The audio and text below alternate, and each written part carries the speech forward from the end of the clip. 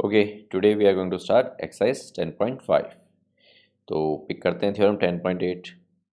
Theorem क्या बोलती है? Angle subtended by an arc at the centre is double the angle subtended by it at any point on the remaining part of the circle. तो देखिए, ये P Q एक arc है। ये P Q arc centre पे कोई एक angle बनाएगी। तो वो एंगल के लिए मुझे क्या करना पड़ेगा? सेंटर से आर्क के एंड पॉइंट्स को ज्वाइन करना पड़ेगा। तो ओ पी और ओ क्यू को ज्वाइन किया तो इस आर्क ने सेंटर पे एंगल पी ओ क्यू बनाया। अब इस आर्क के एंड पॉइंट से मैं दो लाइंस और बनाता हूँ। तो मैंने इस बार क्या किया, सर्किल के ऊपर यानी पी क्यू आर्क के अलावा जो बचा हुआ सर्किल का पार्ट है उस वाले पार्ट पे मैंने आर्क के दोनों एंड पॉइंट्स को ज्वाइन कर दिया।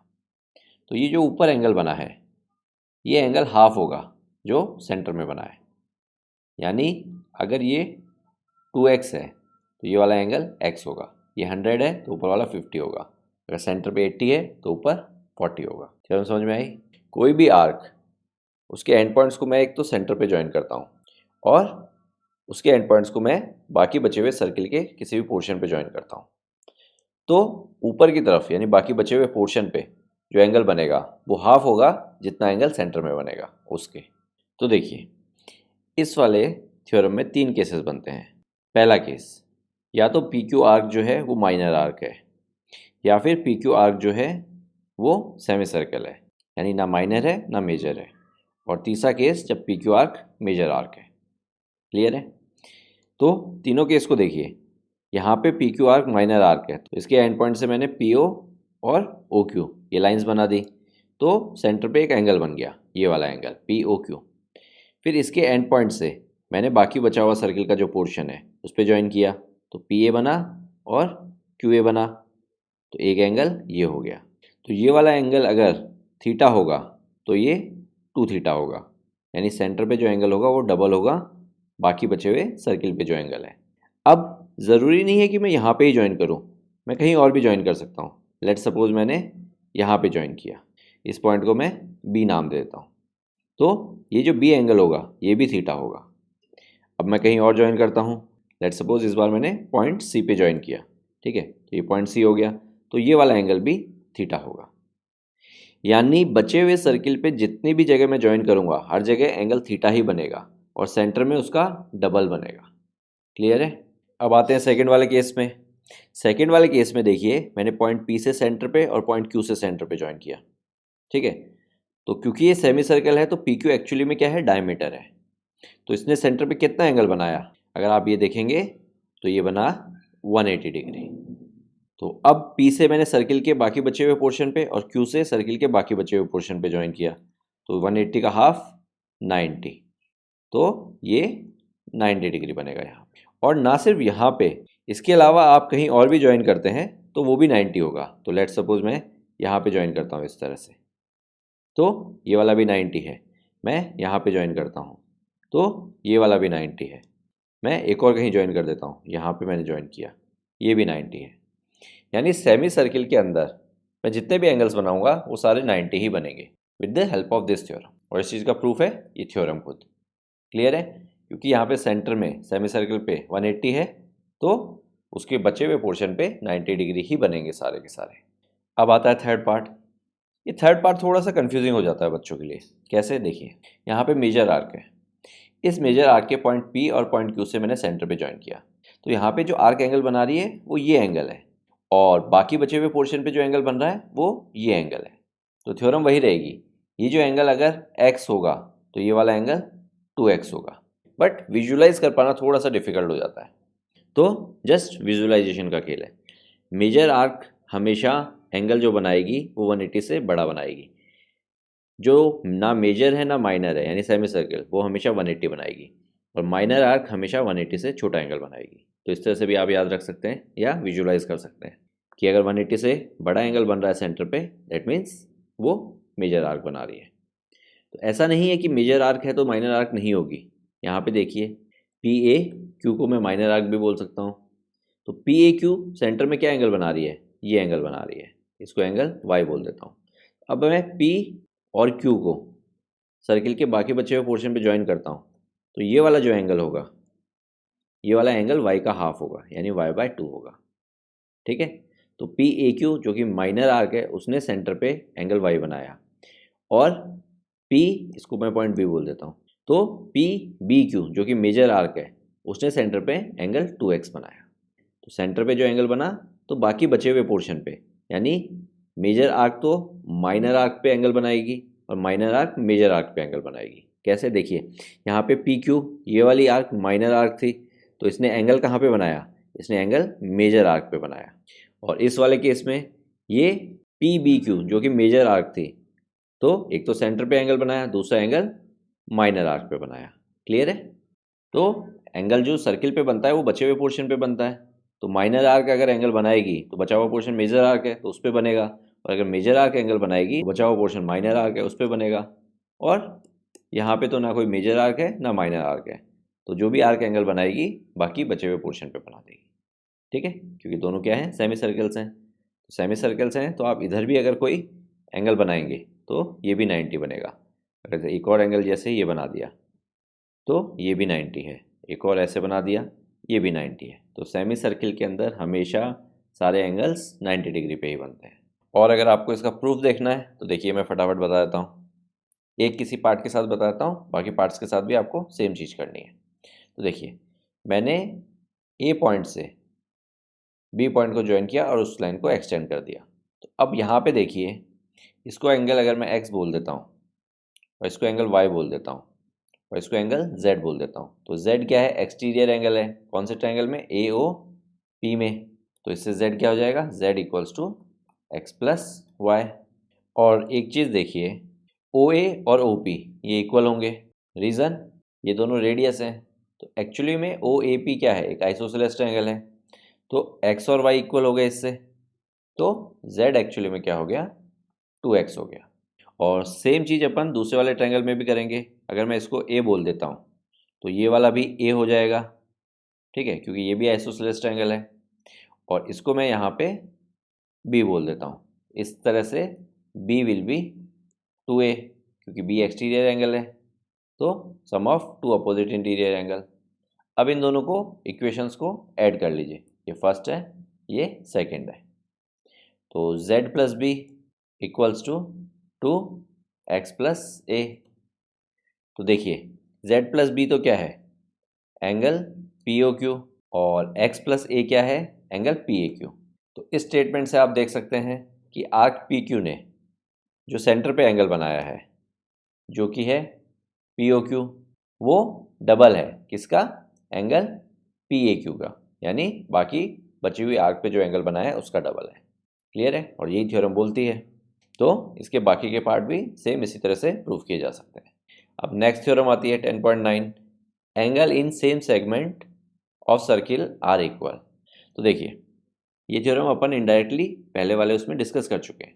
देखिए यहाँ पे पी क्यू एक आर्क है और जो सेंटर पे ये एंगल बना रही है, तो बाकी बची हुई आर्क पे जो भी एंगल बनेगा वो इसका हाफ होगा, तो एक एंगल सी बन रहा है। तो अगर ये मेरा 2x है तो ये मेरा x होगा और ये भी मेरा x होगा, तो ये दोनों इक्वल हो गए। तो इसके अलावा इस आर्क पे और भी कहीं पे भी आप एंगल बनाएंगे तो सब x ही बनेंगे।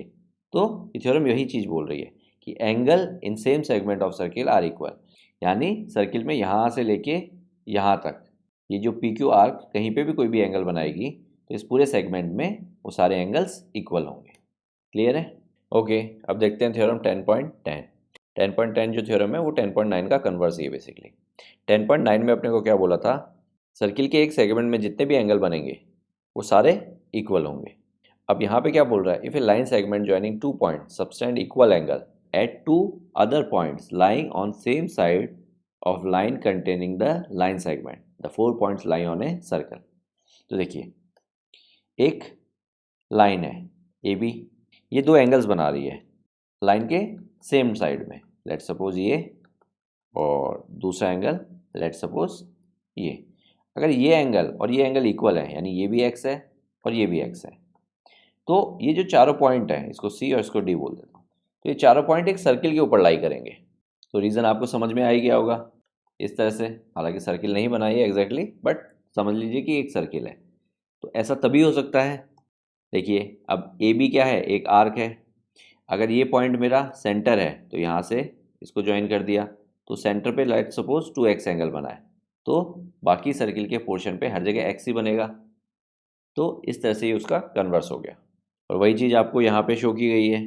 देखिए ए बी एक आर्क थी, उसके सेम साइड पे मैंने एक सी पॉइंट पे और एक डी पॉइंट पे सेम एंगल्स बनाए। तो सी और डी, ए और बी, ये चारों पॉइंट एक सर्किल के ऊपर लाई करेंगे।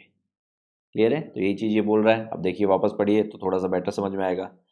If a line segment joining two point subtends equal angle at two other points, यानी एक लाइन सेगमेंट है जो कि इक्वल एंगल सबटेंड करती है। कहाँ पे? कोई दो पॉइंट्स पे, lying on same side of line containing the line segment, यानी ये जो दोनों पॉइंट है लाइन के सेम साइड में है, यानी दोनों ऊपर की तरफ है यहाँ पे। The four points lie on a circle, तो ये चारों पॉइंट एक सर्किल के ऊपर लाई करेंगे। क्लियर है? अब लास्ट थ्योरम किसके ऊपर बेस्ड है? Cyclic quadrilateral. साइक्लिक क्वाड्रिलेटरल होते क्या हैं बेसिकली? ऐसा क्वाड्रिलेटरल जिसके चारों पॉइंट किसी सर्किल के ऊपर लाई करते हैं उसे अपन साइक्लिक क्वाड्रिलेटरल बोलते हैं। तो साइक्लिक क्वाड्रिलेटरल की थ्योरम क्या है? The sum of either pair of opposite angles of a cyclic quadrilateral is 180। यानी साइक्लिक क्वाड्रिलेटरल में अगर आप अपोजिट एंगल्स का उसका सम करेंगे तो उनका सम हमेशा 180 आएगा। और इसकी कन्वर्स थ्योरम क्या है? If the sum of pair of opposite angles of a quadrilateral is 180 the quadrilateral is cyclic. यानी किसी एक क्वाड्रिलेटरल में उसके अपोजिट एंगल्स का सम 180 हो जाता है तो वो साइक्लिक क्वाड्रिलेटरल माना जाएगा। यानी उन चारों पॉइंट्स के थ्रू कोई एक सर्किल बनाया जा सकता है। क्लियर है? तो ये तो थ्योरम्स हुई 10.5 के लिए। तो अब कुछ क्वेश्चंस करते हैं ताकि इन थ्योरम्स का कैसे यूज़ करेंगे वो समझ सकें। तो सबसे पहले एग्जांपल नंबर 3 पिक करते हैं। देखिए ए बी आपको डायमीटर दे रखा है और सी डी एक कॉर्ड है, और सी डी कॉर्ड की लेंथ किस तरह से है कि जो सर्किल की रेडियस है वही सी डी कॉर्ड की लेंथ है। तो ए सी एंड बी डी इन दोनों को एक्सटेंड किया, यानी डायमीटर के एंड पॉइंट से कॉर्ड का एंड पॉइंट ज्वाइन किया और उसको एक्सटेंड कर दिया।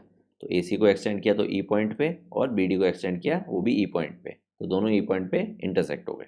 तो आपको प्रूफ करना है कि ए ई बी, यानी ये जो एंगल है इसको मैंने एक्स लिखा है, ये 60 डिग्री है। तो देखिए बहुत ही अच्छा क्वेश्चन है। आपको एक बहुत अच्छा सा गिवन चीज़ दी हुई है, वो क्या है? सी डी की जो लेंथ है वो रेडियस के बराबर है। तो आप क्या कीजिए, ओ सी और ओ डी को ज्वाइन कीजिए। जब आपने ओ सी और ओ डी को ज्वाइन किया तो ओ सी, ओ डी और सी डी तीनों इक्वल है। तीनों इक्वल है दैट मीन्स इक्विलेटरल ट्रायंगल है। और इक्विलेटरल ट्रायंगल में हमें मालूम है कि सारे के सारे एंगल्स 60 डिग्री होते हैं। तो ये वाला एंगल मैंने 60 डिग्री बोल दिया इसकी हेल्प से। तो सी ओ डी हो गया मेरा 60 डिग्री। अब आप देखिए ये जो आर्क है जो सी डी कॉर्ड की है, ये जो आर्क सेंटर में 60 डिग्री का एंगल बना रही है। तो ये आर्क सर्किल पे कहीं और 30 डिग्री का एंगल बनाएगी। तो कहीं और लेट सपोज मैं यहाँ पे ज्वाइन करता हूँ तो ये एंगल 30 डिग्री होगा। और ज़रूरी नहीं है मैं यहाँ पे ज्वाइन करूँ, मैं कहीं और भी ज्वाइन कर सकता हूँ। मैं इस पॉइंट पे किसी भी पॉइंट पे ज्वाइन कर सकता हूँ। मैं यहाँ से लेके यहाँ तक कहीं पे भी ज्वाइन कर दूँ, हर जगह 30 डिग्री ही बनेगा। तो इसी चीज़ का यूज़ करेंगे। तो आप देखिए मैंने सी पॉइंट से बी पॉइंट पे ज्वाइन किया और फिर डी पॉइंट पे ज्वाइन कर दिया। तो ये जो एंगल बनेगा सी बी डी, ये भी 30 डिग्री बनेगा। तो C B D equals to half of C O D.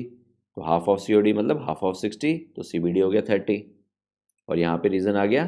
तो आप थ्योरम 10.8 ना लिख के आप प्रॉपर थ्योरम लिखेंगे। थ्योरम क्या लिखेंगे? Angle subtended by an arc at the centre is double the angle subtended by it at any point on remaining part of the circle. ठीक है? अब A C B equals to 90। A C B 90 कैसे होगा? देखिए ए O B या फिर A B, ये क्या है? डायमीटर है, आपको यहाँ पे गिवन है। तो डायमीटर मैंने बताया था सर्किल पे कहीं पे भी ज्वाइन कीजिए हमेशा 90 डिग्री ही बनाएगा। तो उसकी हेल्प से मैंने ए सी बी इक्वल्स टू 90 बोल दिया। तो अगर ये 90 है और ए ई एक स्ट्रेट लाइन है तो ये वाला पोर्शन भी 90 हो जाएगा। कौन सा? बी सी ई। तो इस तरह से बी सी ई भी 90 हो गया। तो अब देखिए मैं एक ट्रायंगल पिक कर रहा हूँ। ट्रायंगल कौन सा? ये जो मैंने शेड किया है, सी बी ई। इस सी बी के अंदर ये वाला एंगल अभी अभी मैंने 90 बोला है, इस एंगल को एक्स बोला था जो मुझे निकालना था, और ये वाला एंगल मैंने 30 प्रूव किया था। तो इस ट्रायंगल में अगर मैं एंगल सम प्रॉपर्टी अप्लाई करूँगा तो मैं एक्स की वैल्यू निकाल सकता हूँ क्योंकि दो एंगल्स मुझे ऑलरेडी मालूम है। तो वही चीज़ मैंने की और सी ई बी की वैल्यू निकाली, तो वो वैल्यू आई 60 डिग्री। तो अगर सी ई बी 60 डिग्री है तो ए ई बी वो भी 60 डिग्री होगा क्योंकि दोनों सेम ही एंगल्स हैं। आप फिगर में देख सकते हैं, सी ई बी देखिए और ए ई बी देखिए, तो ए ई बी हो गया 60 डिग्री और यही मुझे प्रूफ करना था। क्लियर है? ओके, अब पिक करते हैं एग्जाम्पल नंबर 4। देखिए, ये साइक्लिक क्वाड्रिलेटरल पे बेस्ड क्वेश्चन है।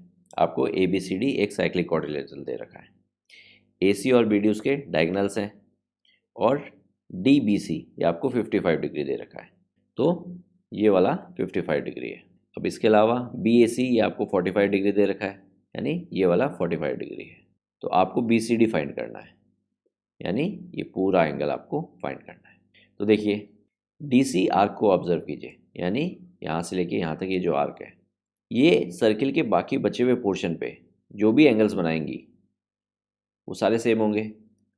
तो ये वाली आर्क एक तो पॉइंट बी पे एंगल बना रही है और एक पॉइंट ए पे एंगल बना रही है।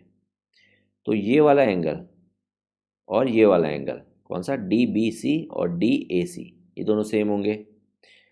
तो ये वाला अगर 55 है तो ये भी 55 होगा। ठीक है, आप रीज़न डालेंगे angle in the same segment. Clear है? तो इस तरह से C A D D B C दोनों 55 हो गए। ये वाला 45 है और ये अभी अपन ने 55 निकाला है, तो इन दोनों का जब मैं सम करूँगा तो मुझे मिलेगा 100। तो ये पूरा एंगल 100 हो गया। और ये एक साइक्लिक क्वाड्रिलेटरल है, तो इस वाले एंगल का और इस वाले एंगल का सम 180 होगा। Reason, opposite angles of cyclic quadrilateral are supplementary. तो इन दोनों का सम मैंने 180 लिखा। एक की वैल्यू मुझे मालूम है जो कि 100 है, तो उसकी वैल्यू रिप्लेस कर दी। तो 180 में से जब 100 सब्ट्रैक्ट किया तो मुझे बी सी डी की वैल्यू मिल गई 80। क्लियर है? ओके, अब पिक करते हैं एग्जाम्पल नंबर 5। देखिए, two circle intersect at point A and B, A D and A C are diameter of the two circles, prove that B lie on the line segment D C. तो देखिए, A D और A C diameters हैं दोनों circle के। तो मुझे prove करना है कि डी से जो मैं सी पॉइंट को ज्वाइन करूँगा तो बी उस पर लाई करेगा। तो सबसे पहले मैंने क्या किया, ए बी को ज्वाइन किया। अब देखिए, ए बी को जब मैंने ज्वाइन किया तो ए डी मेरा डायमीटर है, तो इस डायमीटर ने सर्किल की इस आर्क पे यहाँ पे एक एंगल बनाया। क्योंकि डायमीटर है, सेमी सर्किल है, तो एंगल कितना बनेगा, 90 बनेगा। तो ए बी डी हो गया 90। सेम चीज़ दूसरे वाले सर्किल में ऑब्जर्व कीजिए, ए सी बी क्या है, डायमीटर है, तो बी पॉइंट पे, क्योंकि बी पॉइंट जो है वो सर्किल की दोनों आर्क्स पे लाई कर रहा है, तो ये वाला एंगल भी 90 हो गया। तो एंगल सबटेंडेड बाय डायमीटर। ठीक है, इस तरह से आप रीज़न डाल सकते हैं। और इन दोनों को जब मैंने ऐड किया तो मुझे मिला 180 डिग्री। तो अब एक चीज़ देखिए, अगर दो एंगल्स का सम 180 डिग्री है तो वो लीनियर पेयर है, दैट मीन्स एक स्ट्रेट लाइन पे लाई कर रहे हैं। तो मैंने क्या बोल दिया, D B C is a line और a straight line, that means B lie on line segment D C. Clear है? ओके, अब पिक करते हैं example number 6। Prove that the quadrilateral form by internal angle bisector of any quadrilateral is cyclic. तो देखिए, randomly आपने कोई एक quadrilateral pick किया और उसके सभी इंटरनल एंगल्स का बाइसेक्टर बनाया। तो एंगल ए का बाइसेक्टर बन गया ये वाली लाइन, एंगल बी का बाइसेक्टर बन गई ये वाली लाइन, एंगल सी का ये वाली लाइन और एंगल डी का ये वाली लाइन। तो इस तरह से मैंने हर एक लाइन का बाइसेक्टर बना दिया और उन्होंने सेंटर में एक क्वाड्रिलेटरल बनाया। तो ये जो सेंटर वाला क्वाड्रिलेटरल है ई एफ जी एच, इसको मुझे साइक्लिक प्रूफ करना है। तो क्वाड्रिलेटरल को साइक्लिक प्रूफ कब कर सकते हैं अपन, जब उसके अपोजिट पेयर का सम 180 कर दें, क्योंकि साइक्लिक क्वाड्रिलेटरल की प्रॉपर्टी होती है कि pair of opposite angles is 180। तो बहुत ही इंटरेस्टिंग क्वेश्चन है, चलिए देखते हैं। इस फिगर को थोड़ा सा जूम कर लेते हैं क्योंकि ये अंदर वाला क्वाड्रिलेटरल बहुत छोटा है। तो देखिए, इस छोटे वाले क्वाड्रिलेटरल के अंदर ये वाला एंगल और ये वाला एंगल इक्वल होंगे। Reason, vertically opposite angles. और ये वाला एंगल और ये वाला एंगल ये भी इक्वल होंगे, same reason, vertically opposite angles. तो मैंने सबसे पहले ट्रायंगल पिक किया ए ई बी।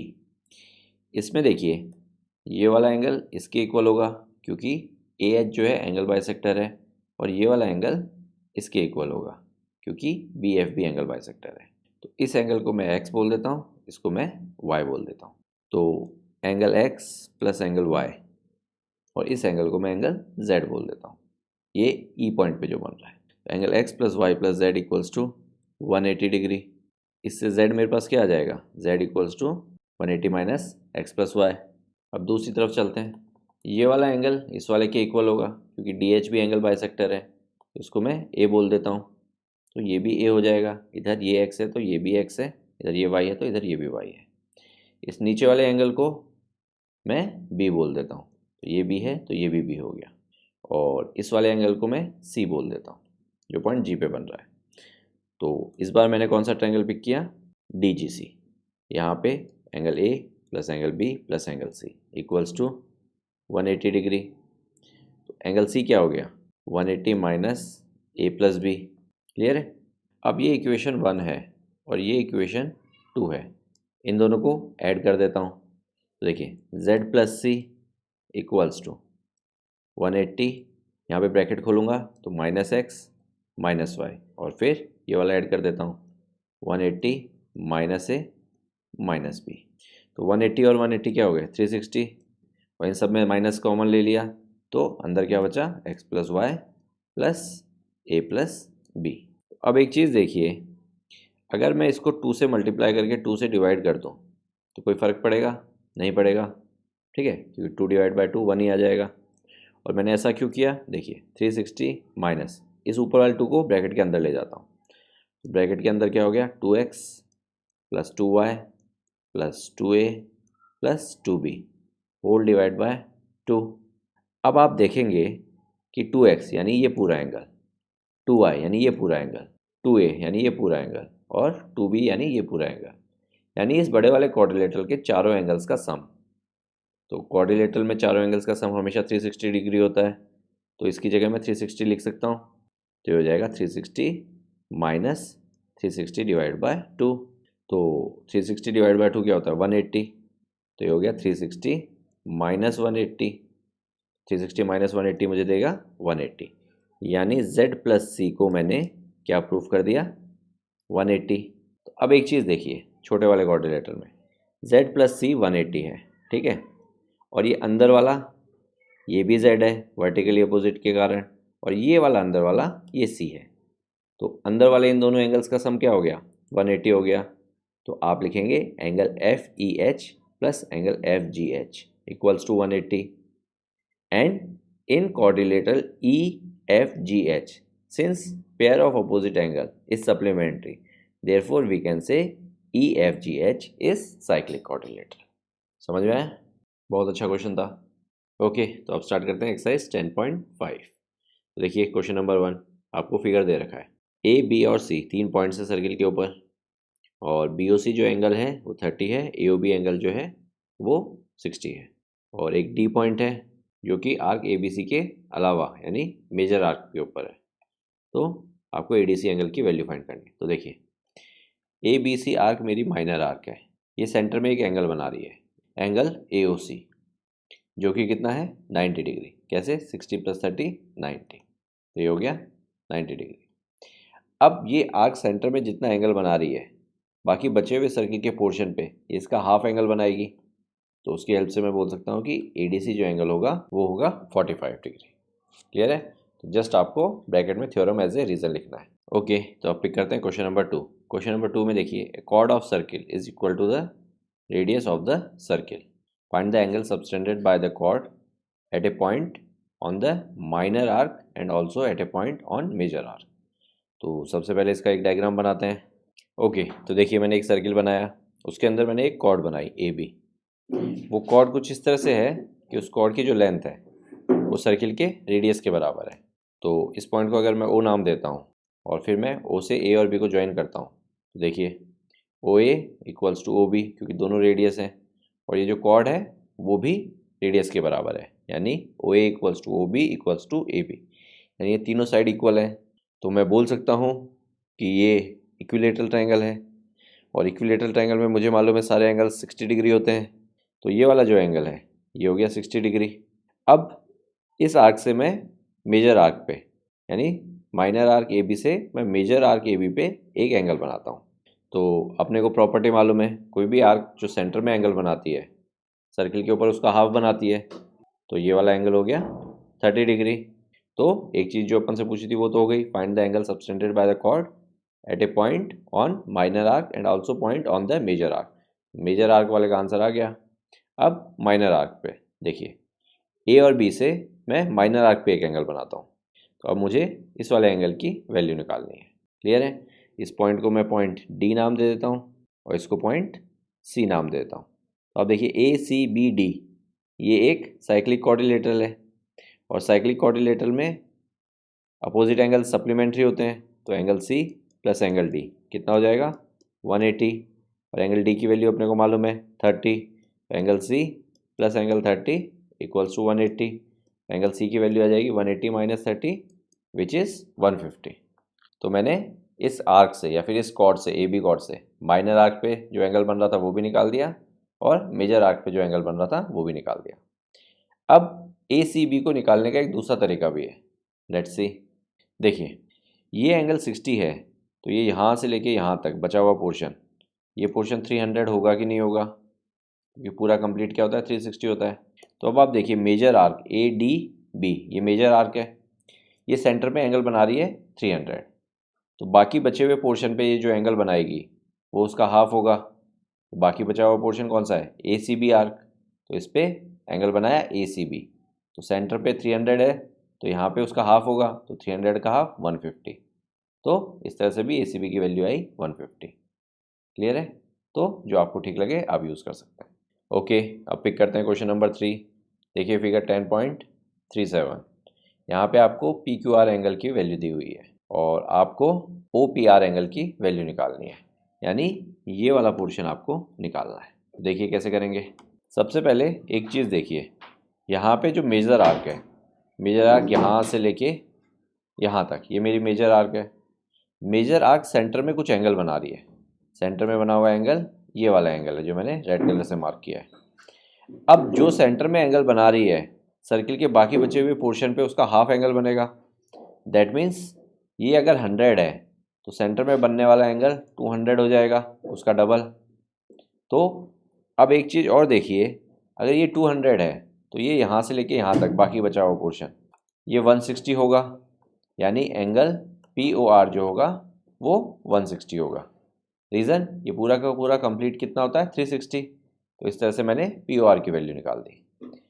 अब ट्रायंगल पी ओ आर में आप देखिए कि O P equals to O R होगा, और इसका रीज़न है कि दोनों के दोनों क्या है, रेडियस है। दैट मीन्स ये एक आइसोसेलेस ट्रायंगल है, तो आइसोसेलेस ट्रायंगल में इक्वल साइड्स के अपोजिट एंगल्स इक्वल होते हैं। That means angle O P R equals to angle O R P. तो इसको x बोल देता हूँ, तो ये भी x हो गया, और तीसरा एंगल 160 है, तो एंगल सम प्रॉपर्टी अप्लाई कीजिए, x प्लस 160 इक्वल्स टू 180।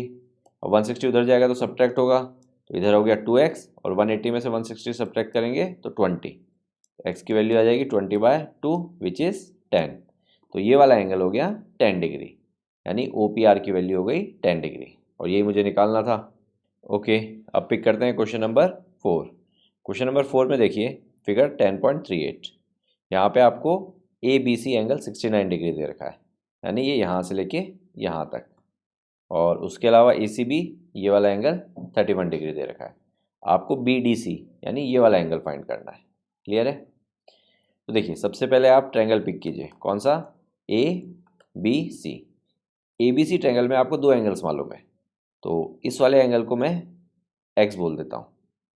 तो एक तो हो गया x, दूसरा एंगल है 69 और तीसरा एंगल है 31।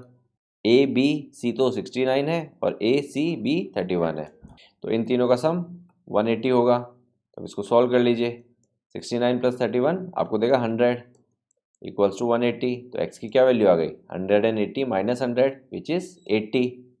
तो अगर x 80 है तो अब देखिए ये जो आर्क है बी सी आर्क, ये इस पूरी बची हुई सेगमेंट में जहाँ पे भी एंगल बनाएगी सारे एंगल्स इक्वल होंगे। तो ये दो पॉइंट्स पे बना रही है, एक पॉइंट ए और एक पॉइंट डी। तो ये x है तो ये भी x हो गया, और x की वैल्यू क्या है 80, तो एंगल बी डी सी वो भी 80 हो गया। और आप ब्रैकेट में रीज़न क्या डालेंगे, angles by the same arc on the segment. Okay, अब पिक करते हैं क्वेश्चन नंबर 5। देखिए, आपको A B C D 4 points दे रखे हैं। A C and B D intersect at E such that B E C आपको 130 दे रखा है, ई सी डी आपको 20 दे रखा है। तो आपको बी ए सी की वैल्यू फाइंड करनी है, यानी ये वाला एंगल आपको फाइंड करना है। तो देखिए, आर्क ए डी को ऑब्जर्व कीजिए। आर्क ए डी बचे हुई मेजर आर्क पे दो जगह एंगल्स बना रही है, एक पॉइंट बी पे ये वाला एंगल और एक पॉइंट सी पे ये वाला एंगल। तो अगर ये एंगल 20 है तो मैं कह सकता हूँ ये भी एंगल 20 ही होगा। Reason, angles in the same segment of circle are equal. अब दूसरा देखिए, ये 130 है तो ये वाला जो एंगल है ये एंगल हो जाएगा 50। रीज़न, लीनियर पेयर की हेल्प से आप निकाल सकते हैं। दिस प्लस दिस 180, तो 180 में से 130 सब्ट्रैक्ट करेंगे तो आपको मिलेगा 50। तो ये वाला एंगल भी आ गया। अब ट्रायंगल पिक कीजिए, ए ई बी ट्रायंगल। ए ई बी ट्रायंगल में एंगल सम प्रॉपर्टी लगा दीजिए। एक 20 है, एक 50 है और एक की वैल्यू आपको मालूम नहीं है तो x बोल दीजिए, इक्वल्स टू 180। तो ये हो गया 70 प्लस एक्स इक्वल्स टू 180। तो x की वैल्यू आ जाएगी 180 माइनस 70 यानी 110। और वही है एंगल बी ए सी, तो बी ए सी की आपने वैल्यू निकाल दी 110। ओके, क्वेश्चन नंबर 6 देखिए, ए बी सी डी आपको एक साइक्लिक कोऑर्डिनेटर गिवन है जिसके डायगोनल्स पॉइंट ई पे इंटरसेक्ट कर रहे हैं। डी बी सी आपको 70 डिग्री गिवन है, तो डी बी सी कौन सा है, ये वाला एंगल, ये है 70 डिग्री। और बी ए सी आपको 30 डिग्री गिवन है, तो बी ए सी कौन सा है, ये वाला, ये है 30 डिग्री। और आपको बी सी डी की वैल्यू फाइंड करनी है, तो आपको इस पूरे कंप्लीट एंगल की वैल्यू फाइंड करनी है। और उसके बाद आपको जब आप इसकी वैल्यू फाइंड कर लेंगे तो आपको उसके बाद क्या करना है, अगर A B equals to B C है तो ई सी डी की वैल्यू फाइंड करनी है, यानी इस कंडीशन के साथ ई सी डी की वैल्यू फाइंड करनी है। तब तक ये वाला पोर्शन अप्लाई नहीं होगा जब तक आप बी सी डी की वैल्यू नहीं निकाल लेते। तो देखिए, आप आर्क डी सी को ऑब्जर्व कीजिए। तो आर्क डी सी यहाँ से लेके यहाँ तक है। तो यार मेजर आर्क पे दो जगह एंगल्स बना रही है, एक तो एंगल पॉइंट बी पे बन रहा है, एक एंगल पॉइंट ए पे बन रहा है। तो एंगल बी पे तो ये वाला एंगल बन रहा है 70 डिग्री वाला, और पॉइंट ए पे ये वाला एंगल बन रहा है एंगल सी ए डी। तो ये 70 है तो ये भी 70 हो जाएगा, और रीज़न आप लिख ही देंगे, angle in the same segment of circle are equal. तो इतना हो गया। उसके बाद देखिए, आपने कोऑर्डिनेटर पिक किया A B C D. A B C D एक साइक्लिक कोऑर्डिनेटर है और मुझे मालूम है कि साइक्लिक कोऑर्डिनेटर में pair of opposite angles supplementary होते हैं। That means angle A plus angle C equals to 180। तो एंगल ए की वैल्यू देखिए 70 प्लस 30 100, तो एंगल ए की जगह 100 रख दिया, तो 100 plus angle C equals to 180। Angle C की क्या वैल्यू आ गई 80, 180 माइनस 100 आपको 80 देगा। तो एंगल सी की वैल्यू निकाल दी आपने। अब सेकंड वाले पार्ट पे आते हैं। सेकंड वाले पार्ट में आपको बोल रहा है कि अगर ए बी बी सी के इक्वल हो जाए, यानी ये वाली साइड और ये वाली साइड अगर इक्वल है, तो आपको ई सी डी एंगल निकालना है, यानी ये वाला एंगल निकालना है आपको। तो देखिए, सबसे पहले मैं ए बी सी एंगल को बाहर बना लेता हूँ। तो ये ए सी लाइन है, ये ए है, ये सी है, तो ये पॉइंट बी है, तो ए बी और बी सी को ज्वाइन कर दिया। तो मुझे बोला है कि ए बी इक्वल्स टू ए सी है, दैट मीन्स ये आइसोसेलेस ट्रायंगल है। तो ये वाला एंगल अगर 30 है तो ये वाला भी कितना होगा 30 होगा। Reason, angles opposite to equal side are equal. तो ये इतना पोर्शन 30 हो गया। और पूरा कंप्लीट अपन ने अभी निकाला था, तो पूरा कंप्लीट था 80। तो अब 80 में से अगर मैं 30 सब्ट्रैक्ट कर दूं तो मुझे ई सी डी मिल जाएगा। 80 में से जब मैंने 30 सब्ट्रैक्ट किया तो मुझे मिला 50। तो एंगल ई सी डी की वैल्यू हो गई 50 डिग्री। क्लियर है? ओके, अब पिक करते हैं क्वेश्चन नंबर 7 में देखिए, if diagonals of cyclic coordinator are diameters of circle through the vertex of coordinator prove that it is a rectangle. तो मुझे बोल रहा है कि अगर कोऑर्डिनेटर के जो डायगोनल्स हैं वो सर्किल के डायमीटर्स होंगे तो आपको प्रूव करना है कि वो कोऑर्डिनेटर रेक्टेंगल होगा। यानी मैंने एक साइक्लिक कोऑर्डिनेटर बनाया, उसके मैंने डायगोनल्स बनाए, और डायगोनल्स कुछ इस तरह से हैं कि वो सेंटर से पास हो रहे हैं, या फिर ऐसे कहिए कि वो सर्किल के डायमीटर्स हैं। तो मुझे इस फिगर को रेक्टेंगल प्रूफ करना है। तो ये फिगर है ए बी सी डी। तो अब देखिए, सबसे पहले मैं क्या पिक करता हूँ, ए सी डायगोनल पिक करता हूँ, या फिर ऐसे बोलिए कि ए सी डायमीटर पिक करता हूँ। तो अगर मैंने ए सी डायमीटर पिक किया तो मैं क्या बोल सकता हूँ, angle A B C equals to 90। और रीज़न क्या आएगा, angle subtended by diameter in a circle is equals to 90। और उसी तरह से एंगल ADC भी 90 हो जाएगा, क्योंकि आर्क AC, या फिर ऐसे बोलिए कि ये कॉर्ड AC दोनों तरफ 90 डिग्री ही बनाएगी, तो ये भी 90 हो गया, ये भी 90 हो गया। किसी भी सर्किल के अंदर अगर मैं डायमीटर बनाता हूँ तो मैं सर्किल के दोनों तरफ कहीं पे भी किसी भी पॉइंट पे ज्वाइन कर दूँ, ठीक है, सारे एंगल 90 डिग्री ही बनेंगे। ये भी 90 है, ये भी 90 है, ये भी 90 है, ये भी 90 है। क्लियर है? तो इस तरह से मैंने ABC और ADC दोनों को 90 बोल दिया। अब नेक्स्ट मैंने क्या किया, दूसरी कॉर्ड यानी दूसरा डायमीटर पिक किया, तो ये भी सर्किल के ऊपर 90 डिग्री बनाएगी। तो इसकी हेल्प से मैंने क्या बोला, एंगल BCD इक्वल्स टू 90 और एंगल BAD इक्वल्स टू 90। तो मैंने इस क्वाड्रिलेटरल के चारों एंगल्स को 90 डिग्री बोल दिया। तो मैं क्या स्टेटमेंट लिखूंगा लास्ट में, in a quadrilateral if all the angles are 90 degree then we can say it is a rectangle. और इस तरह से अपना ABCD रेक्टेंगल प्रूफ हो गया। ओके, अब पिक करते हैं क्वेश्चन नंबर 8। देखिए, if non parallel side of trapezium are equal, तो मैंने एक ट्रेपेजियम बनाया और नॉन पैरेलल साइड कौन सी है, AD एंड BC, ये दोनों साइड इक्वल है। तो मुझे इस ट्रेपेजियम को साइक्लिक प्रूफ करना है। किसी भी क्वाड्रिलेटरल को साइक्लिक प्रूफ करने के लिए मुझे क्या करना पड़ता है, उसके अपोजिट एंगल्स का सम 180 करना पड़ता है। अगर मैं ये कर पाया तो ये साइक्लिक बोल सकता हूँ मैं इसको। तो इसमें अपन एक छोटा सा कंस्ट्रक्शन करेंगे। From point A I will draw a line AE such that AE is parallel to BC। मैंने एक लाइन ड्रॉ की AE जो कि BC के पैरेलल है, और AB जो है वो ऑलरेडी इसी के पैरेलल है। ब्रैकेट में रीज़न क्या आएगा, since AB is parallel to DC, तो EC जो है वो DC का ही पार्ट है, यानी ये वाली लाइन इसके पैरेलल है और ये वाली लाइन इसके पैरेलल है। तो नेक्स्ट स्टेटमेंट में क्या लिखूँगा, ABCE इज़ ए पैरेललोग्राम, और ब्रैकेट में रीज़न क्या डालूंगा, since both the pair of opposite sides are parallel. तो इस तरह से मैंने ABCE को एक पैरेललोग्राम बोल दिया। अब मुझे मालूम है पैरेललोग्राम में अपोजिट साइड्स इक्वल होती हैं, तो AE इक्वल्स टू BC हो जाएगा, ब्रैकेट में रीज़न आएगा अपोजिट साइड्स ऑफ पैरेललोग्राम, और BC और AD ये मुझे ऑलरेडी इक्वल गिवन है, तो ये तीनों साइड आपस में इक्वल हो गई। अब देखिए ट्रायंगल ADE में ऑब्जर्व कीजिए, ये एक आपको आइसोसेलेस ट्रायंगल दिखेगा क्योंकि AD जो है वो AE के इक्वल है। तो इस वाले एंगल को मैं अगर x बोलता हूँ तो ये वाला एंगल भी x हो जाएगा। अब नेक्स्ट स्टेप में देखिए, इस वाले एंगल को मैं y बोलता हूँ, तो यहाँ पे इसकी हेल्प से मैं बोल सकता हूँ कि x plus Y equals to 180।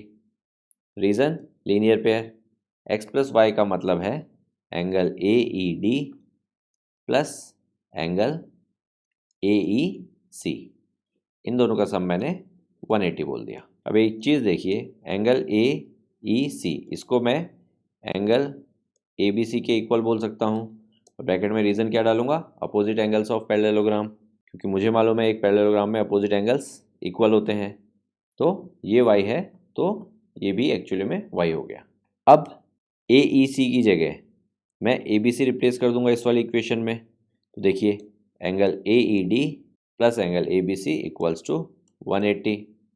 और फिर नेक्स्ट स्टेप में मैं क्या करूँगा, AED की जगह मैं ADE लिख दूँगा, क्योंकि AED देखिए ये भी x है और ADE ये भी x है, तो AED की जगह मैंने ADE लिख दिया। तो ADE plus angle ABC equals to 180। तो AED और ADE इसका रीज़न क्या है, एंगल्स ऑफ आइसोसेलेस ट्रायंगल। ये मैंने आइसोसेलेस ट्रायंगल प्रूफ किया था यहाँ पे।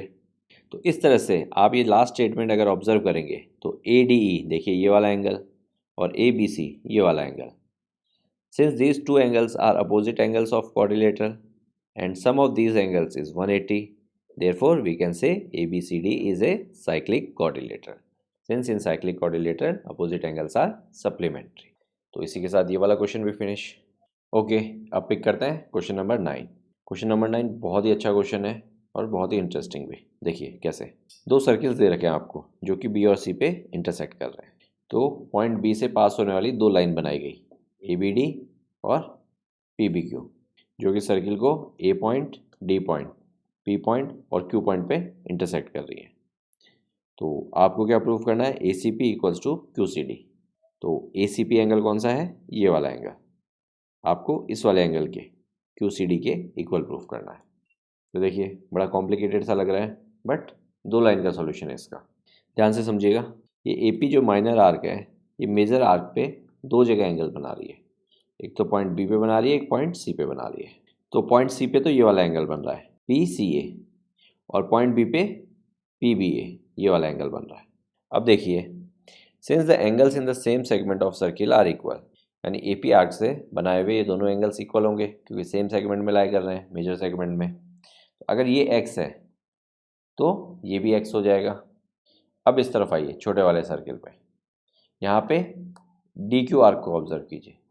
ये जो डी क्यू माइनर आर्क है, ये मेजर आर्क पे 2 जगह एंगल बना रही है, सी पे और बी पे, यानी दोनों एंगल्स इक्वल होंगे। तो सी पे तो बना रही है डी सी क्यू और बी पे बना रही है डी बी क्यू। तो इसको अगर मैं वाई बोलता हूँ तो ये वाला भी वाई हो जाएगा, और रीज़न आएगा angle in the same segment of circle are equal. अब एक चीज़ देखिए, यहाँ पे x इक्वल्स टू वाई बोलता हूँ मैं, रीज़न देखिए, पी बी क्यू लाइन को ऑब्जर्व कीजिए। ये पॉइंट P है, ये पॉइंट B है, ये पॉइंट Q है, और दूसरी लाइन है ए बी डी। ये पॉइंट A है, ये पॉइंट B है, ये पॉइंट D है। तो ये वाला एंगल फिगर में x है और ये वाला एंगल फिगर में y है। x और y वर्टिकली अपोजिट एंगल्स हैं कि नहीं है? यहाँ पे देखिए, तो इस तरह से x और y इक्वल हो गए। और अगर x और y इक्वल हो गए तो देखिए ये x है और ये y है, तो ये भी इक्वल हो जाएंगे। तो इस तरह से मैंने एंगल ए सी पी को एंगल क्यू सी डी के इक्वल बोल दिया। देखा कितना छोटा सा सॉल्यूशन था और देखने में कितना कॉम्प्लिकेटेड लग रहा था। ओके, क्वेश्चन नंबर 10 देखिए, if circles are drawn taking 2 sides of triangle as diameter, prove that the point of intersection of 2 circles lie on third side. तो मेरे पास एक ट्रायंगल था ए बी सी, उसमें मैंने ए बी साइड ली और ए सी साइड ली। ए बी साइड को डायमीटर लेके मैंने रेड वाला सर्किल बनाया और ए सी साइड को डायमीटर लेके मैंने ब्लैक वाला सर्किल बनाया। अब ये दोनों सर्किल्स कहीं पे इंटरसेक्ट करते हैं, पॉइंट डी पे लेट्स सपोज। तो मुझे प्रूफ करना है कि ये पॉइंट डी जो है वो लाइन बी सी पे लाई करता है। क्वेश्चन समझ में आ गया? तो सबसे पहले एक एजम्पशन लेंगे अपन कि जो पॉइंट डी है वो बी सी साइड पे लाई नहीं करता, ये अपन ने एजम्पशन लिया है। यानी ये दो सर्किल्स डी पॉइंट पे इंटरसेक्ट कर रहे हैं और जो पॉइंट डी है वो बी सी पे लाई नहीं करता। तो अब मैं क्या करूँगा, ए डी को ज्वाइन करूँगा।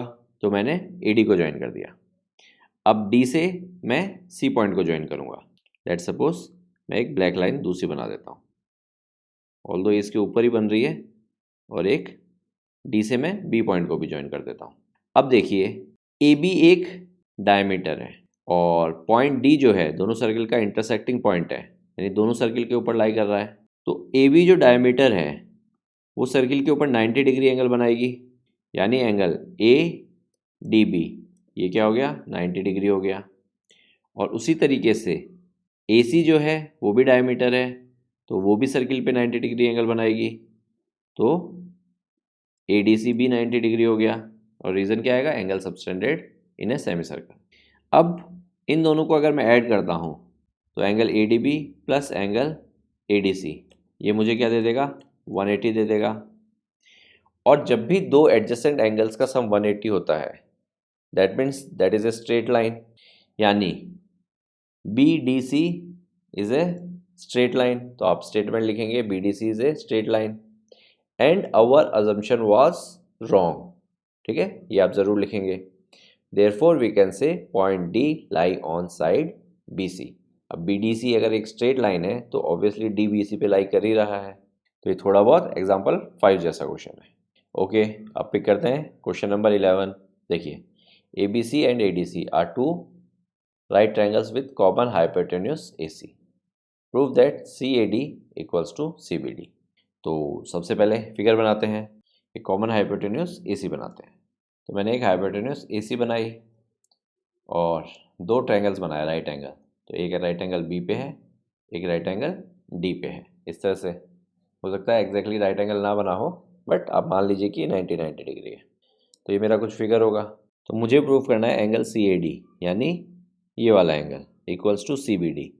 तो सी बी डी के लिए मुझे बी डी को ज्वाइन करना पड़ेगा, तो मैंने ज्वाइन कर दिया, यानी इसके इक्वल है।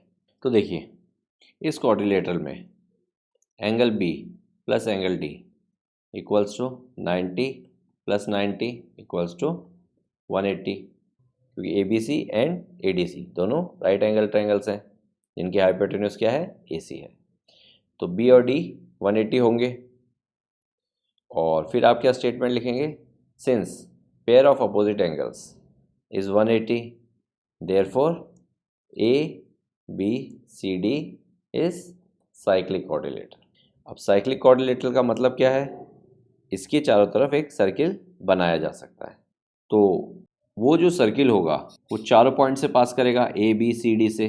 तो लेट सपोज कि सर्किल कुछ इस तरह से ऐसे पास करेगा, तो जो CD है वो एक आर्क है, और जब सर्किल कंप्लीट होगा A से भी पास करेगा और B से भी पास करेगा और इस तरह से।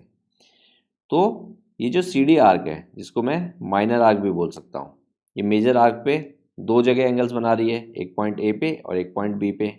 तो पॉइंट B पे एंगल बन रहा है ये वाला CBD, और पॉइंट A पे CAD, तो दोनों एंगल्स इक्वल होंगे। और रीज़न आएगा angle in the same segment of circle are equal. ठीक है, और यही चीज़ मुझे प्रूफ करनी थी। ठीक है, कितना छोटा सा सॉल्यूशन है। अच्छा, एक चीज़ और मैं आपको बताना चाह रहा था, किसी भी क्वाड्रिलेटरल में कोई भी दो एंगल्स का, अपोजिट एंगल्स का सम आपने 180 प्रूव कर दिया, तो बाकी जो दो बच्चे हैं उनका सम भी हमेशा 180 होगा। देखिए कैसे, एंगल A और एंगल C बाय डिफ़ॉल्ट 180 हो जाएगा। Reason, angle A plus angle B plus angle C plus angle D equals to क्या होगा, 360 होगा, क्योंकि क्वाड्रिलेटरल के सारे एंगल्स का सम। अब अगर B और D 180 है तो इनकी जगह आप 180 रख देंगे, तो 180 उधर जाएगा, तो 360 में से सब्ट्रैक्ट होगा, तो बाकी दो बचे हुए का सब अपने आप 180 हो जाता है।